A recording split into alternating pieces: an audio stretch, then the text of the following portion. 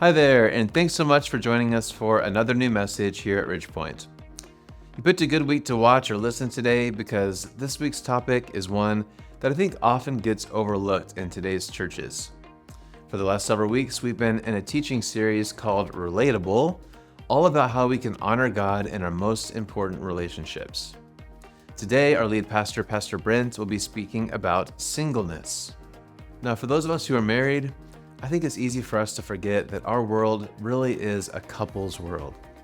Pretty much everything is designed for couples or families, and I think it's unfortunately really common for single adults to feel left out and left behind in our churches. Now, the Bible actually has quite a bit to say about life as a single person, how it can be good, and some of the challenges that it can provide. Today, Pastor Brent has a message all about this, and yes, it will be relevant to you if you are single, but there are also some really good and helpful reminders for the rest of us as well. So for much more, let's get to Pastor Brent, and I think he'll actually have some friends with him on stage today. So let's get started now with Relatable Week 5.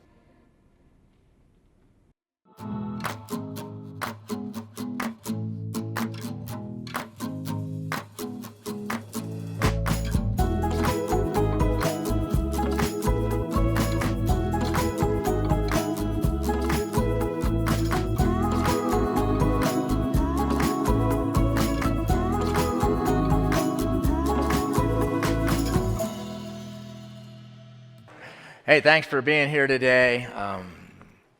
We're in this series called Relatable. So we're looking at a bunch of different relationships and saying, how can we be relatable with each other? So today, we're talking about single people. It's going to be a great morning.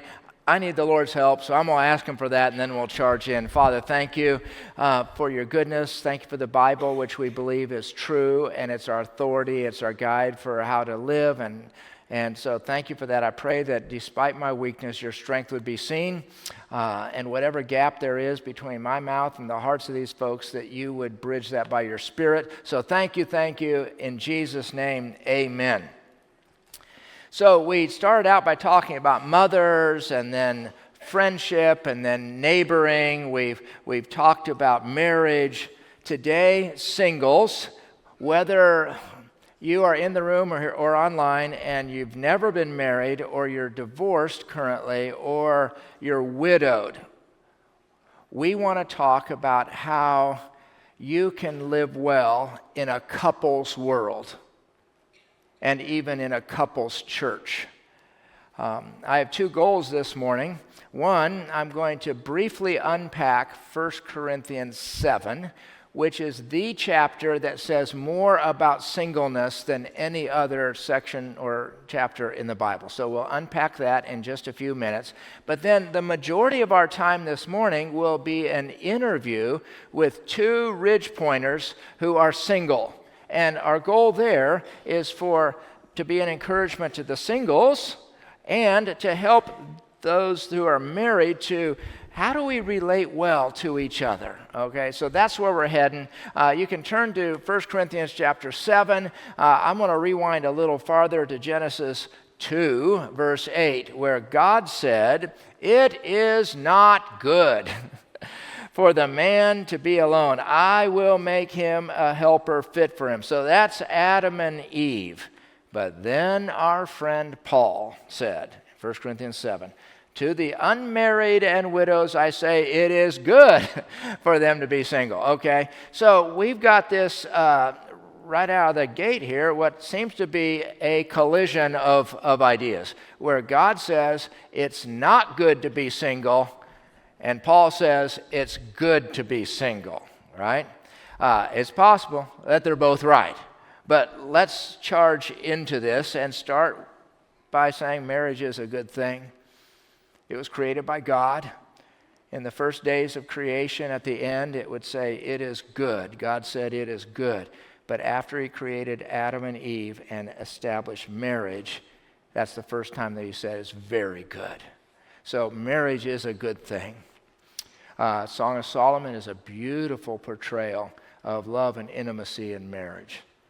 In Hebrews 13:4, it says we ought to honor marriage. So we're talking about singles. but marriage is a good thing, okay? But then we got to ask, what was Paul's deal? Like, what was his deal with saying, hey, I want all of y'all to stay single, all right? 1 Corinthians 7, he says 3 things. Here's the first thing that Paul says. If you are currently single, stay single. Unless you can't be self-controlled, unless you burn with passion, then get married. His point, don't move into sexual immorality, okay? Now, part of the dilemma is that there are singles who burn with passion and they haven't found a spouse yet, all right? But what Paul is saying in principle is you need to be sexually pure as a follower of Christ. If you're single, singleness has its advantages, stay single. And if you burn with passion, hopefully you can get married. Okay, that's the first thing he says. Second thing he says, in light of the present distress or crisis, remain as you are. Here he addresses both singles and married people. And he says, in light of the current distress, remain as you are. If you're single, stay single. If you're married, stay married. Okay? Now, there has been much debate over what this present distress or crisis is. This has been debated much by scholars. One very plausible option is that the distress that Paul is speaking about was persecution by Emperor Nero. And so what he's saying is, hey, your plate is already full with trying to stay faithful to Christ when you're getting arrested and beaten and thrown in jail. Okay? So don't make a lot of big decisions. If you're single, stay single. Because if right now you get married, you're going to bring your wife or your husband into the persecution. If you have kids right now, everything's going to be... So don't enter into a lot of change right now. Stay single if you're single. Stay married, and your focus needs to be on the current distress of what could be this persecution under Roman Emperor Nero. The question is this: would Paul still recommend staying single if there wasn't a current distress? That make sense? Okay. The third thing that Paul says is that single people do have the advantage of having, I'll put it in parentheses here, only one loyalty: God. Married people have a divided interest, and they're torn between their loyalty to God and their loyalty to their spouse. Okay? So he says, stay single so you can be singularly devoted to Christ. This gets a little bit complicated because while it's true that if a man is married, he's thinking, what do I need to do to keep my wife happy? Right? And what do I need to do to please Jesus? So that's true. It's true. If you're married, you're thinking, what do I have to do to keep my husband happy and God? Like there's a divided interest. But singles, it's not like they don't have other loyalties. They have loyalty to friends.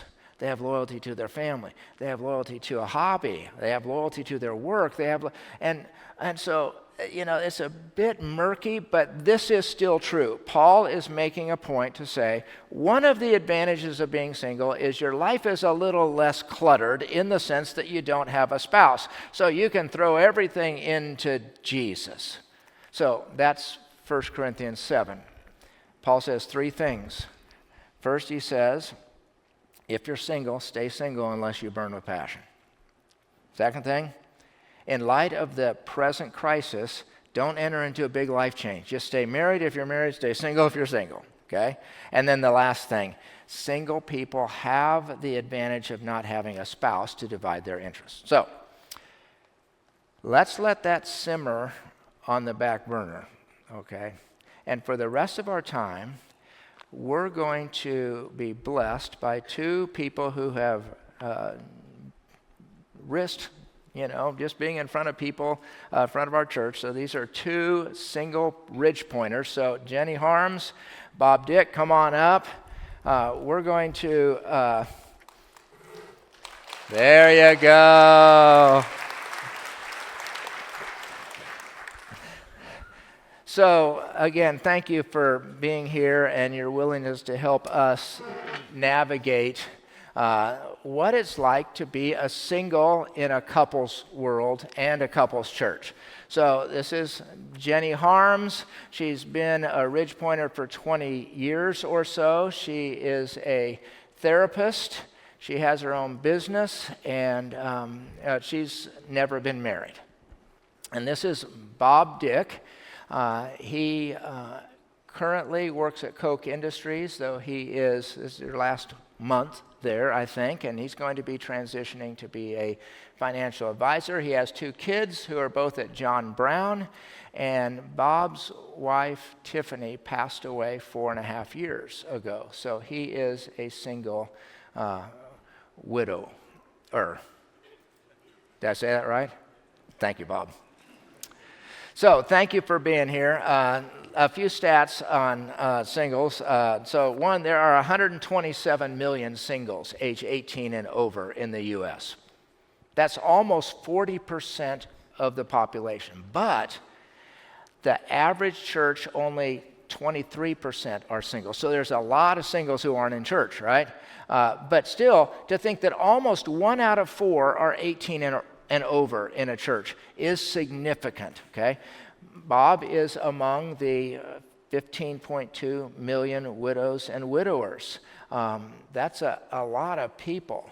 And as the baby boomers run their cycle, okay, that number is going to exponentially increase in our nation, okay?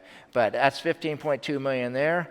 69% of never married adults, age 18 to 34, want to get married. And I assume that those many over age 34, 35 and up, would like to get married. Overwhelmingly, single people wouldn't mind getting married. This one is sobering. 65% of singles feel like they aren't supported by their local church. It is true that it's not only a couple's world, but it's a couple's church. And one of my goals this morning is for those who are married to gain a sensitivity to singles and the world and how we can connect and be relatable with them. So the last stat before we jump into some questions, there are two lists of the top 5 cities in the nation who have the highest percentage of singles. So this is not an invitation for any of you singles to move, but for what it's worth, Richmond, Virginia makes the top 5 for both the highest percentage of men and women who are unmarried. But if you move there, evidently you're never going to get married, so don't move there, okay? All right, well, we've jotted down a few questions ahead of time to try and lead our discussion about what it's like to be a Christian single in the married couple's world of both church and outside of church. So I'll toss the first one to you, Jenni. Somewhere around 90% of people eventually get married at some point. Is it possible to be content? The Bible tells us we should be content in all situations. Is it possible to be content and still want to get married? Unpack that. I think so. While God has given me a peace about my life, it was hard at first when I was younger, when people were getting married and having kids. But I decided that I wasn't going to keep putting things off, and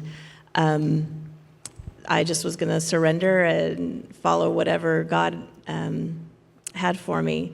I won't lie, I would love to get married at some point. I really need somebody to back my camper for me. Remember that, okay? That might come up again. That's what I'm looking for, so. Bob, this whole idea of can you be content as as a Christian and still want your situation to change? Yeah, my answer is sure. Every one of us look forward to things in life, and I think the key is still being content with where God has you, like you mentioned. I try to keep contentment and desire in the right priority. I think the desire to get married should never surpass the contentment that God has for me current in life. So, the last thing I want to do is rush into something just because I'm not happy where I'm currently at. That's well said.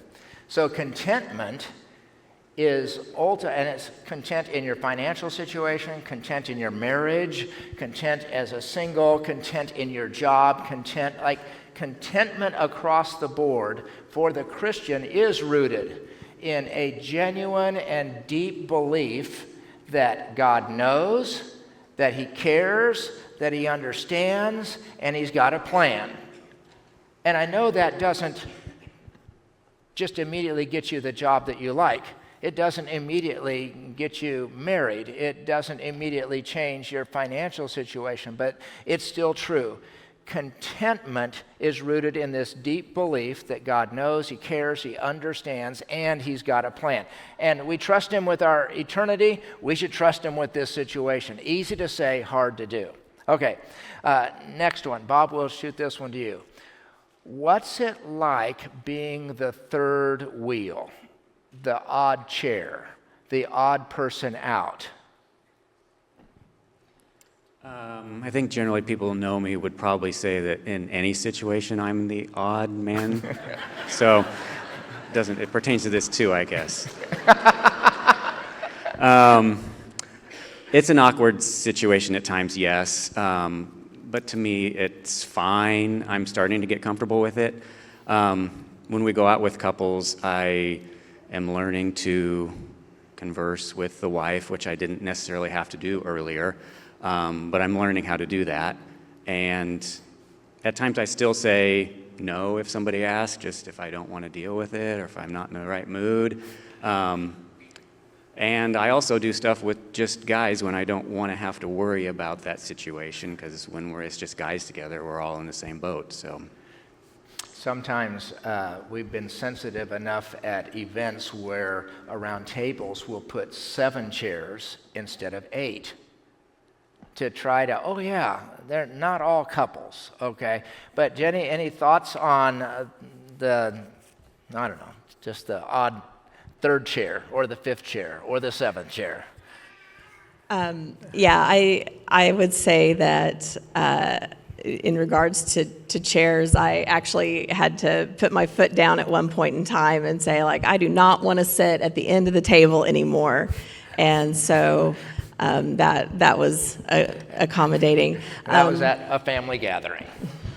But identity definitely becomes an issue, and when being introduced, people will say, this is my name and what I do, and I'm married and I have kids, and I'm just like, this is Jenni Harms, or I'm Jenni Harms, and this is what I do, and nothing. And so sometimes that's hard, but like Bob said, I like to do things with my couple friends, and I'm really good at talking about sports, so I can talk with the guys and talk to them about things like that. But yeah, I tend to maybe want to organize things in groups and not get stuck with just with one married couple. So, what's it like? Do you want to be invited out to eat with one other couple where you're the third one, or with 2 other couples? How's that work? I mean, you just say yes or no, but do you want the invitation? Do you initiate? How's that work? it doesn't bother me to be the only single. Now, if a couple is going to invite me out to their Valentine's date, I'm probably going to deny. But other than maybe that, I really don't need any special concessions. And sometimes being invited over where there are 2 singles is sometimes even more awkward. because you're, okay, do I need to hang out with this person all evening, or why did they invite me and that person? Okay, I see what's going on. So that can be awkward too, but Yeah. generally it doesn't really matter. Anything else on? When when Joan and I have invited singles over, we're in this dilemma too. So we have couples, but we invite them over to our house, and we're trying to be sensitive so that we don't have a single guy and a single lady who are around the same age, and we don't sit them next to each other. You know, like people then wonder, are we trying to set them up? You know, and so it becomes a bit awkward. But don't we all wish we just break through the awkward barrier and just take the risk? Because the church is not a matter of married people and single people. It's a matter of the body of Christ, and we need to take this leap to try to eliminate this oddness and say, that's not odd. This is what the family of Christ is. So what, if you want to just rattle off other challenges or dilemmas that you face as a single person? Everyone has challenges, but as an unconnected person, like walking in and out of places like church, restaurants, it feels like everybody's looking at you and they know you're alone. Stage of life, groups are sometimes hard, like with Sunday school classes, that is always sometimes a hard place to know where to fit in. And then just trying to figure out things, doing things on your own, making decisions on your own. That's hard. Yeah, so for 20 years, we were able to take tasks and, split them up, divide and conquer. And now pretty much that they all fall on me, which I guess that's a challenge at times. And on the flip side, it's also easy to not do the things I know I need to do because I don't have someone beside me all the time encouraging me. So a challenge for me is accountability and encouragement. And one of the things that we shouldn't assume is that single people have more time on their hands. This divide and conquer thing that Bob mentioned, when you've got to mow the lawn and do the dishes and do the laundry and repair the gutter and do all the vacuum and clean stuff, you could divide and conquer. Like, you got to back up the camper and everything, right? And so the whole list lies in the hands of a single person. So let's not assume that because they're single, they have all kinds of free time on their hands. All right, some advantages of being single that married people might not experience. I would say a word that I came across, which I think is interesting. So I'm unfettered. I don't have anything getting in my way. The proverbial go where you want to go when you want to go there. That's nice. No one's eaten the piece of pizza that you wanted in the refrigerator. It's yours. So those are definitely good things. And Bob, you can decorate the house however you want. It will look like a time capsule. Any other advantages to being single? To me, it's the I get tos and the I don't have tos. And along with that, I really have to make a conscious effort not to make me the center of my own world. I'm constantly trying to be aware of that, and sometimes I do and sometimes I don't. Good. All right, any do's and don'ts? Like, please, as a married person, don't do this, or please do this. Any random thoughts on do's and don'ts of relating with each other? I have one major do and one major don't. The don't is, don't assume we want to go out with the person that you buy your stamps from at the post office. And the do is put them on stage to highlight their singleness. We love that. That's really important.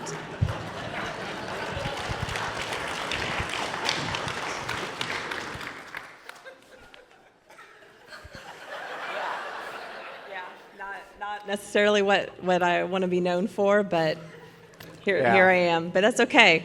I would just say, say things in ways that are inclusive. That's an important piece. I'll say one more. You already had your chance. The mic's on, so. I say don't assume single people are going to ask for help when they need it. When you're married and you're struggling, you have a spouse next to you that sees changes, that sees what you're going through and can help continuously. When you're single, I think most of the time single people have to shoulder their own burdens. So it's, yeah. So throw out the offer to help before you're asked. Yeah. Another thing that has come up in our conversations, don't assume that singleness is transitory. Like, never assume that single people just haven't made it yet, right? And there is that temptation, I think, in a couple's world to think, oh, we've gone through these stages and we've finally arrived where we're supposed to be. And please, can we just not do that? Single people are complete. Like, even saying it feels awkward, okay? But don't make that assumption. Now, Bob, do you want us to set you up? That's a do or a don't. See, don't assume. Okay, he got awkward for the first time. Okay? The questions. So, don't assume they want you to set them up. Okay, can I say that? But I got someone in mind. No, I don't. What would be some advice you'd give to other singles, whether they're widowed, divorced, or never been married? What would be some advice you as a single person would give them?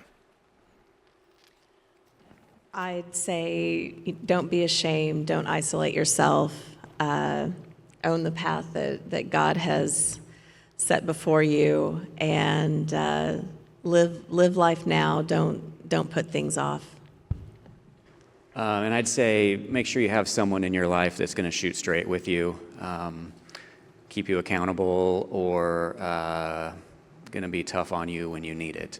And with that, don't rely on that. You need to be honest with somebody as well. Joan and I had stopped by her counseling agency ministry a week or two ago, and at Jenni's. And as we're sitting there, Jenni said something that really stunned me in a good way. It was such a noble thing, such a mature thing. But she said this: "I have to champion families as a single."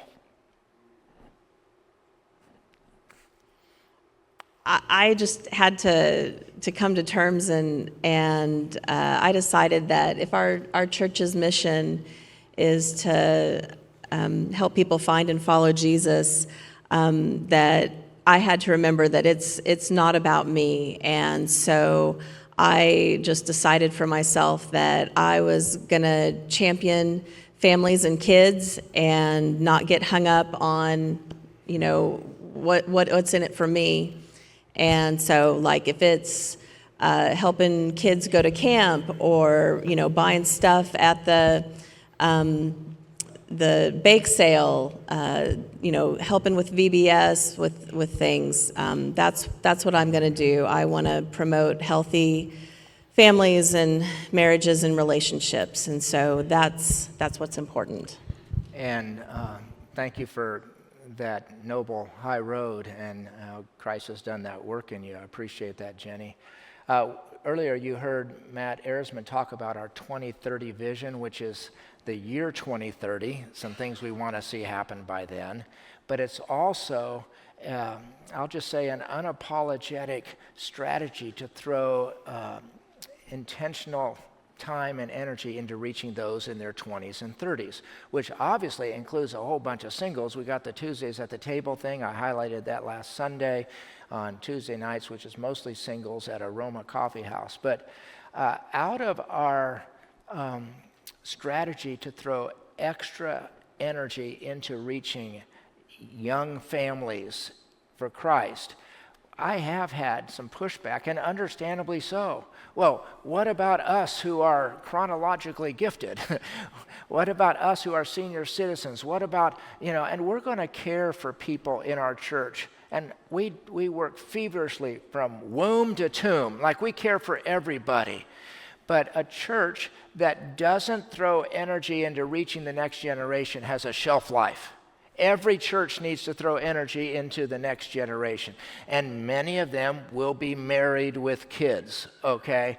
And so I appreciate, your noble desire to see the big picture, despite the fact that it has that potential of like not paying attention to you.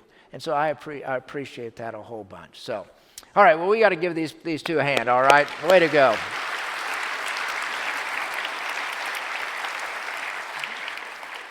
So a couple, literally, closing reflections.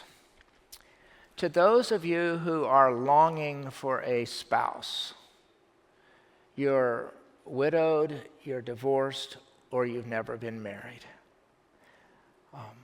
God does see you, and if you are a Christian, I hope that you will be able to dig deep and believe that God sees you and that He cares and He understands and He has a plan.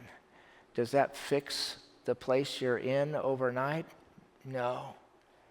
But that is the call that God has for us as Christians, to believe that He cares and He knows and He understands and He has a plan.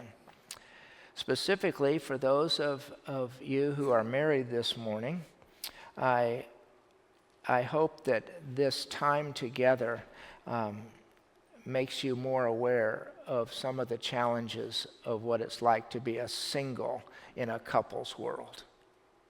I hope that you will elevate your commitment to step across the room and engage in a conversation, to engage into the life of a single person and to invite them into your world. And then of course, for us to pray for our singles. One last thing. It's always been good when we have been able to have singles highlighted in leadership positions in our church. There was also a time, and I guess this I should have said this earlier, there was a time when at a Worship at the Cross event. It's around Easter. It's a long tradition in our church. We have a cross in the middle, and we all come together. It's on Good Friday, and it's a moving service to just reflect on God's gift of the cross. And part of that is communion. And this last Easter, I said this, and I got called on it, rightly so. I said, we're going to have communion, and so come as families.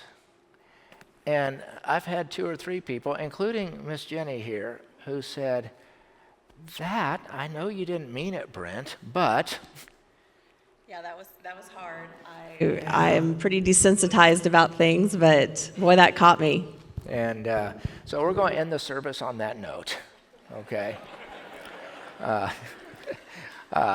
I hope that this time together has given you more awareness into what it's like to be a single in a couple's church, and that you are going to reach out and have more empathy and engage into the life of singles, and that we'll all be relatable, that you'll take the risk of jumping into couples' worlds, and for all of us to be sensitive and try to do our best to include and love on singles. So with that, let me pray. Father, thank you for your goodness and love. Thank you for Bob and Jenni. They took a big risk here coming up and being labeled as singles, but thank you for the part that they will have on our church becoming more and more like the church you want us to be.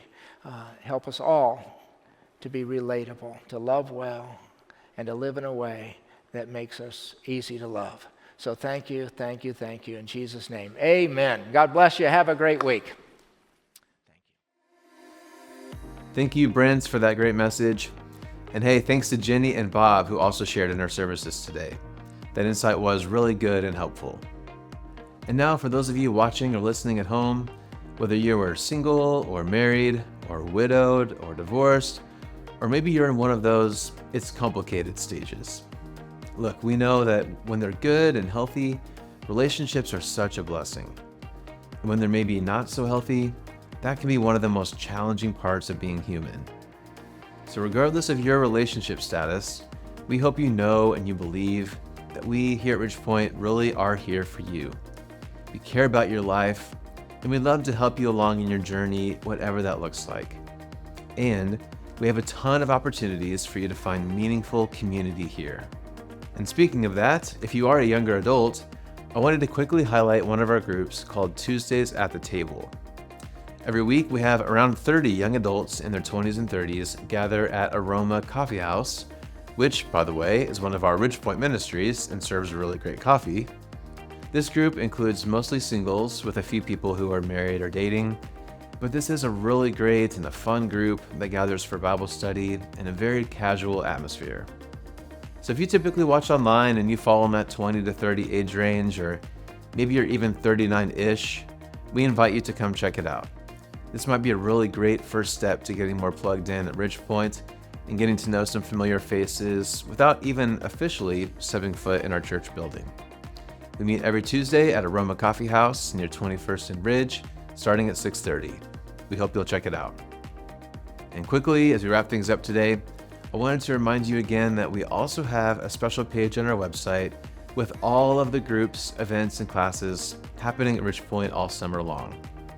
So if you are a parent, especially with little ones, we have some splash pad meetups coming up soon, and we also offer a really fun and a free class that maybe you've heard of called Music Garden, where we use music and movement, instruments and games to help kiddos 4 and under learn about the love of Jesus. We also have pool parties and video game tournaments and all kinds of other things coming up soon. So check out ridgepointwichita.com/summer for all the details. Now next Sunday, we'll be wrapping up this relatable teaching series with a special Father's Day message for all the dads out there. So dads, wrangle up your family and come next week. We think it'll be a service that you'll enjoy. Have a great week ahead, and we hope to see you there.